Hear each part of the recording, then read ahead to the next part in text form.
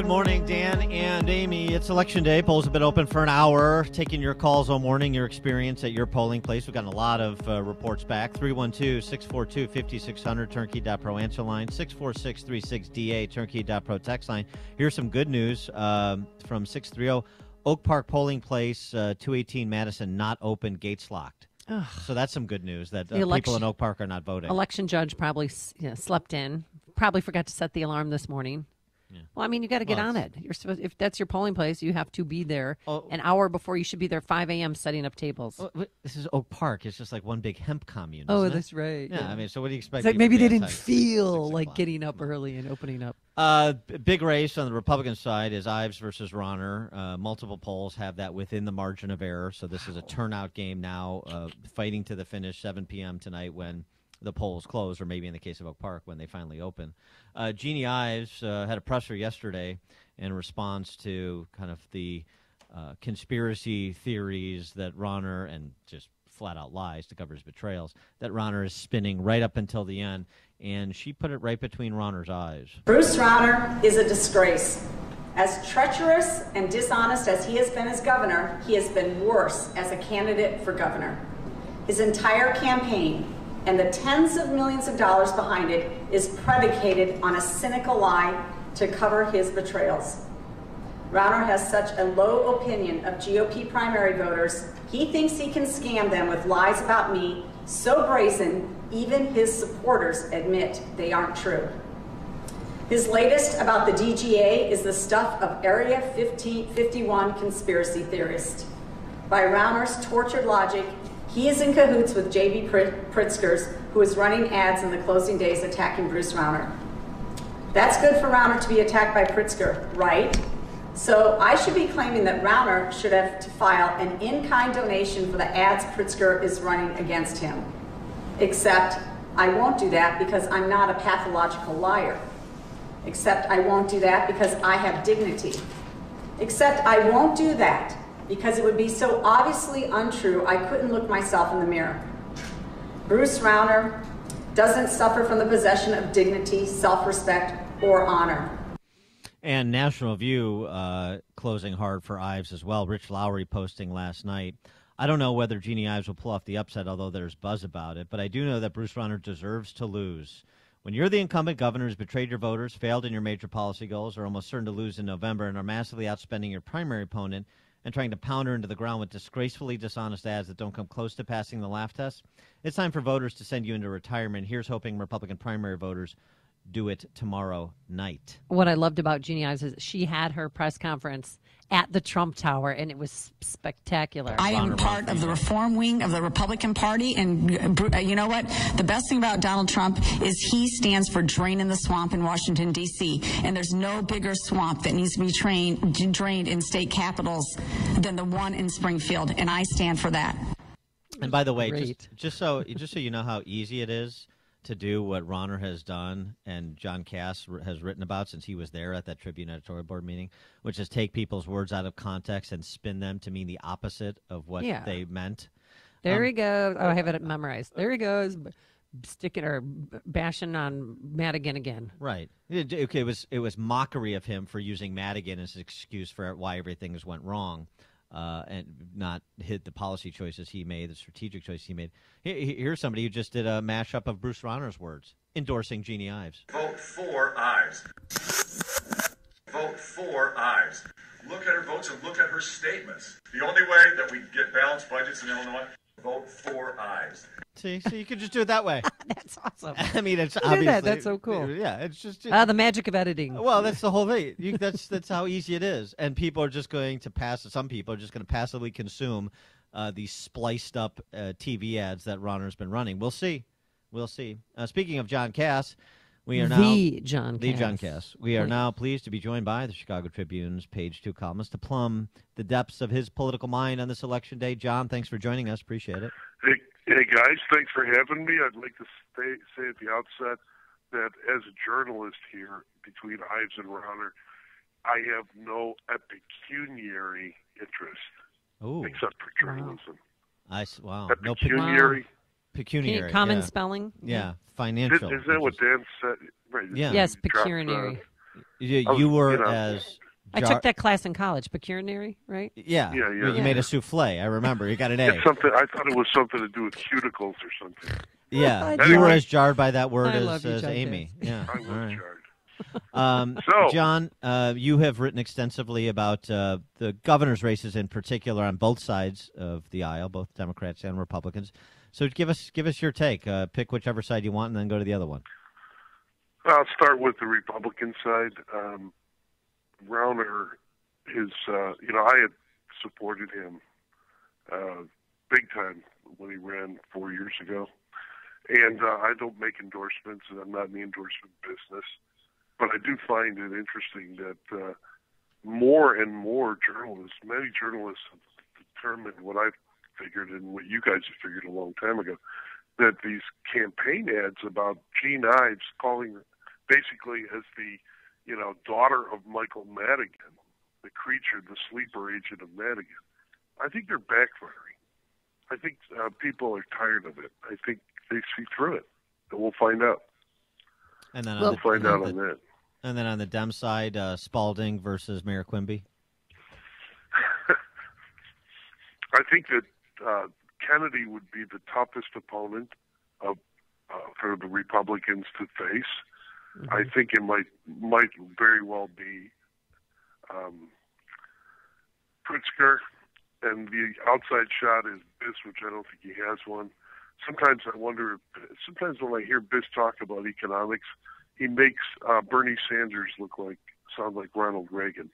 So I wonder what kind of future he has. But I think he does have one in this state.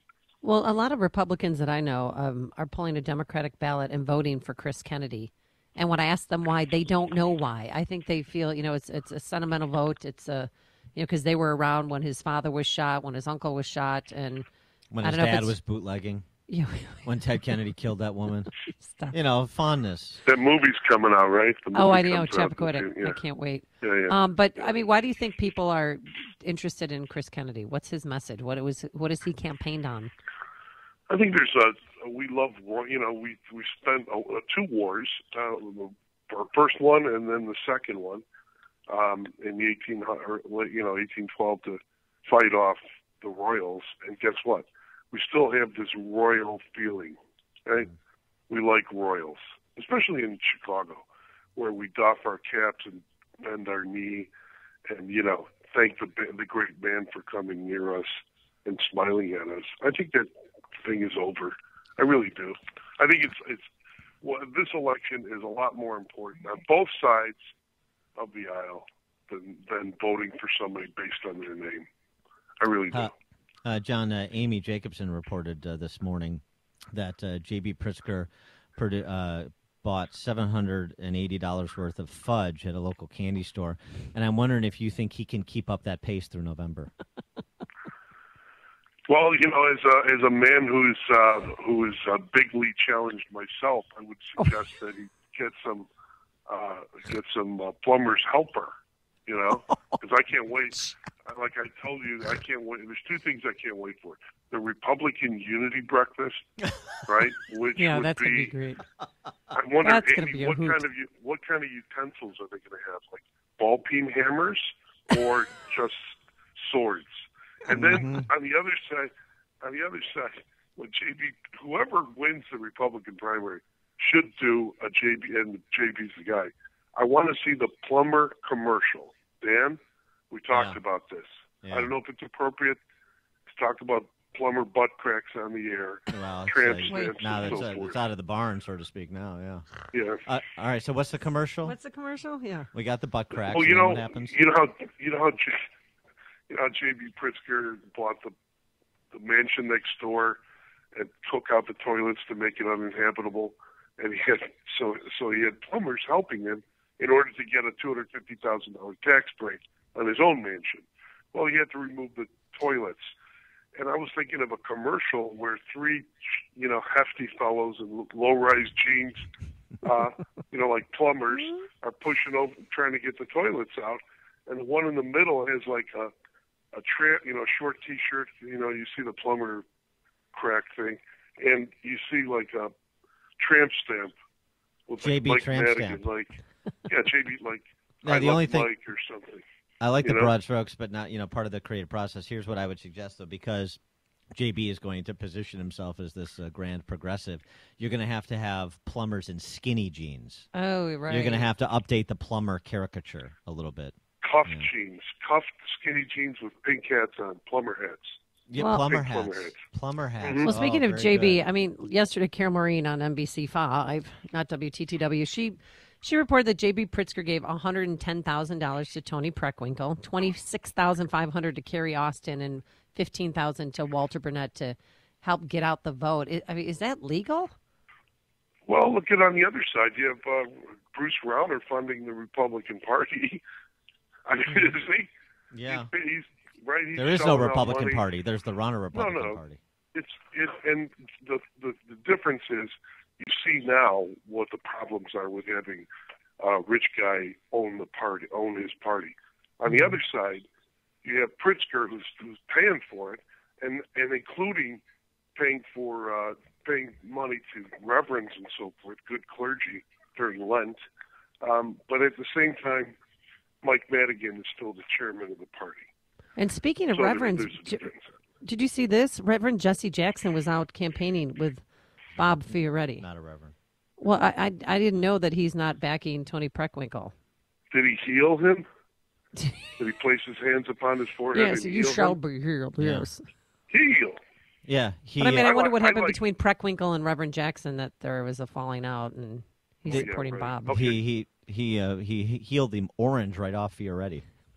Listen, I just saw that Mary Ahern clip where she tweeted about Governor Rauner invoking Mike Madigan's name 31 times.